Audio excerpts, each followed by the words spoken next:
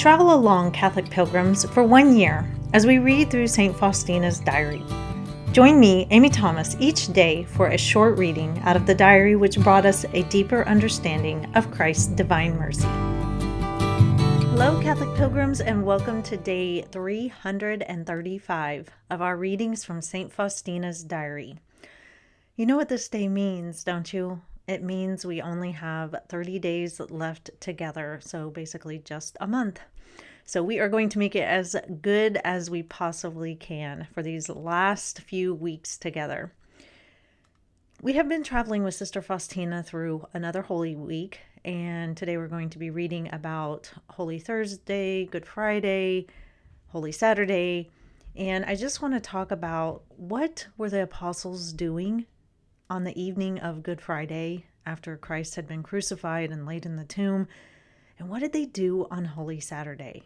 So that's what we're going to talk about today in Notebook 6, numbers 1661 through 1667.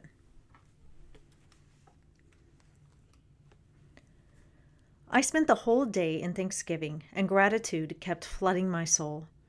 Oh my God, how good you are, how great is your mercy. You visit me with so many graces, me, who am a most wretched speck of dust.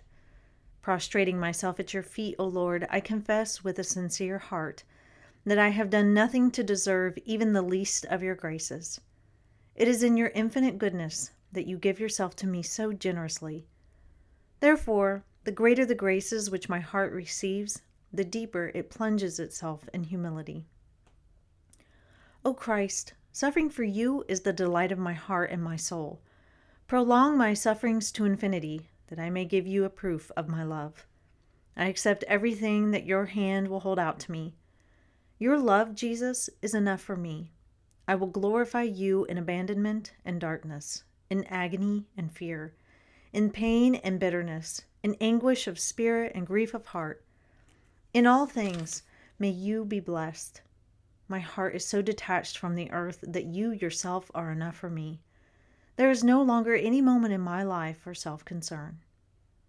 Holy Thursday, April 14th, 1938.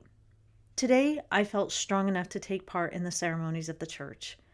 During Holy Mass, Jesus stood before me and said, "Look into my heart and see there the love and mercy which I have for humankind, and especially for sinners.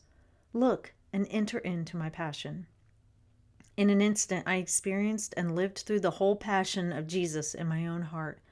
I was surprised that these tortures did not deprive me of my life. During adoration, Jesus said to me, "My daughter, know that your ardent love and the compassion you have for me were a consolation to me in the Garden of Olives."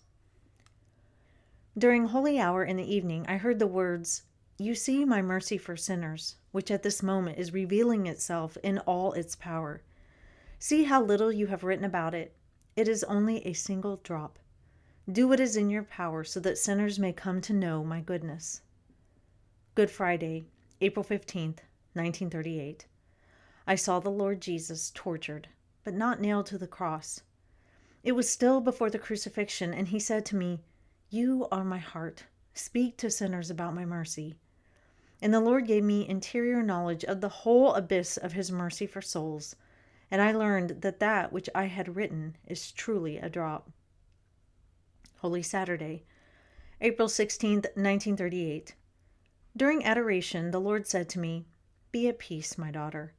This work of mercy is mine. There is nothing of you in it. It pleases me that you are carrying out faithfully what I have commanded you to do, not adding or taking away a single word." And he gave me an interior light by which I learned that not a single word was mine. Despite difficulties and adversities, I have always, always fulfilled his will as he has made it known to me.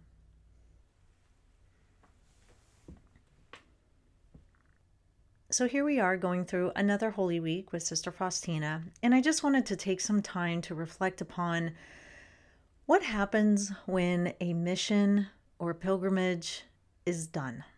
And I want to talk about the apostles and what they must have been doing on Holy Saturday and the evening of Good Friday. We're going to talk about that. But first, I just want to share a couple thoughts about different missions or pilgrimages that have happened in my life and just kind of the letdown that happens after you go on one. So in January 2020, I went to the Holy Land, and that was a 10-day pilgrimage, and it was fantastic. And while we were on the pilgrimage, our guide, who is a Israeli Christian Catholic, he said to us, now when you get home, that's when you'll really start the pilgrimage.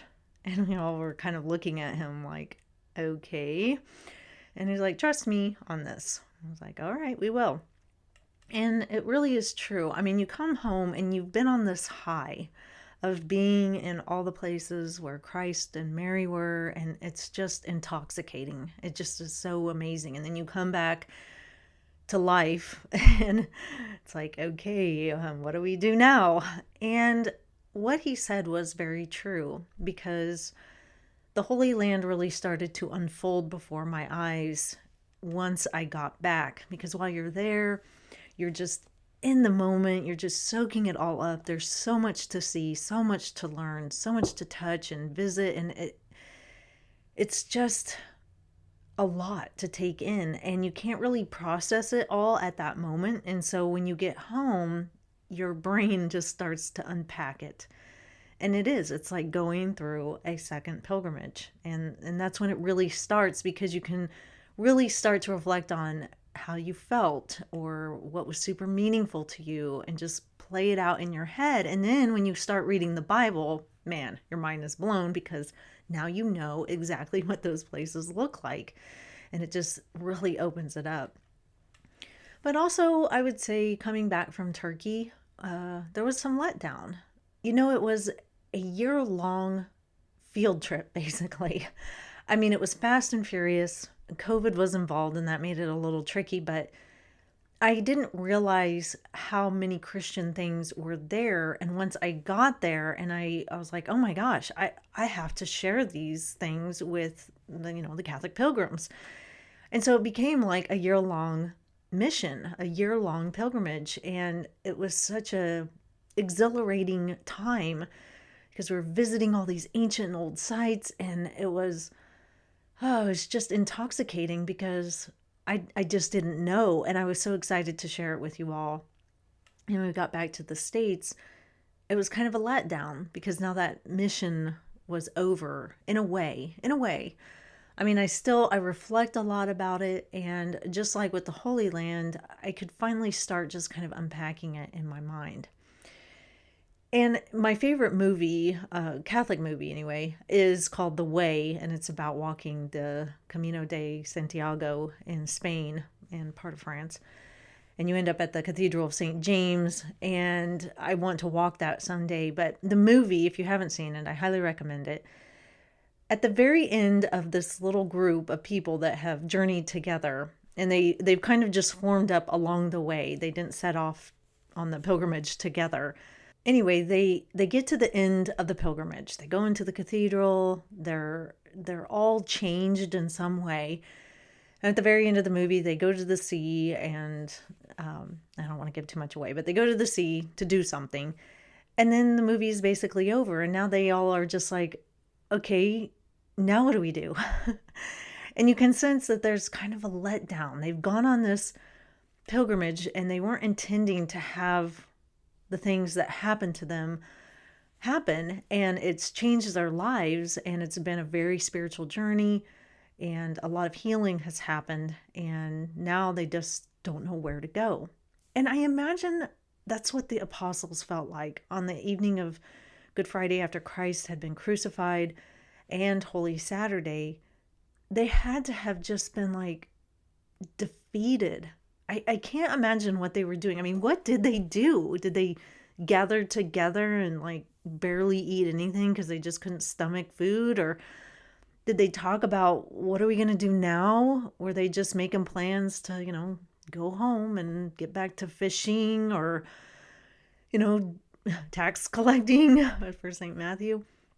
I don't know what they were thinking, and we don't have any record of what was going on with them during that time, but they must have had a magnificent letdown. And I don't mean that in a good way. but it must have been so hard for them. And that's something that can happen to all of us. God gives us a mission. We set out to do it. And when it's over, we're kind of at a loss of what to do. And we feel a little sad, a little depressed. I imagine the apostles felt super depressed and super sad. But what do we do from there? Sister Faustina too, she has had her mission, and she's really so sick now that she's not doing anything for the mission other than offering her sufferings up for poor sinners and writing so that we can all read it someday. But this had to have been very hard for her to think about. Her mission is kind of drawing to an end, and there's a sense of a letdown there, I think.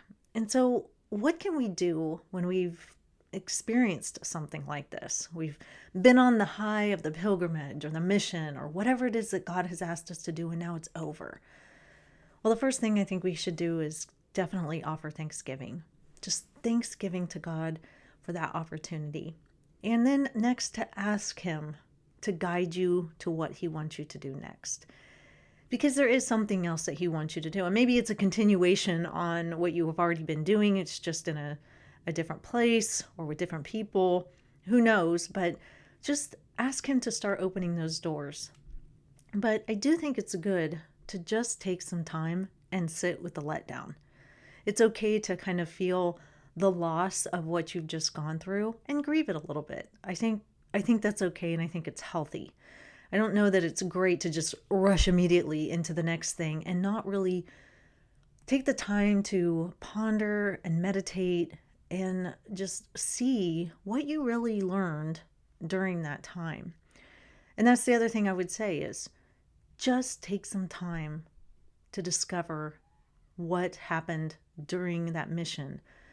What happened to you, what happened to others, how it's going to change things, what it means for you now, how have you changed? Let all those things come to the surface of your mind and just allow it to, kind of sit there for a little while and take some time to pray on it, talk to God about it.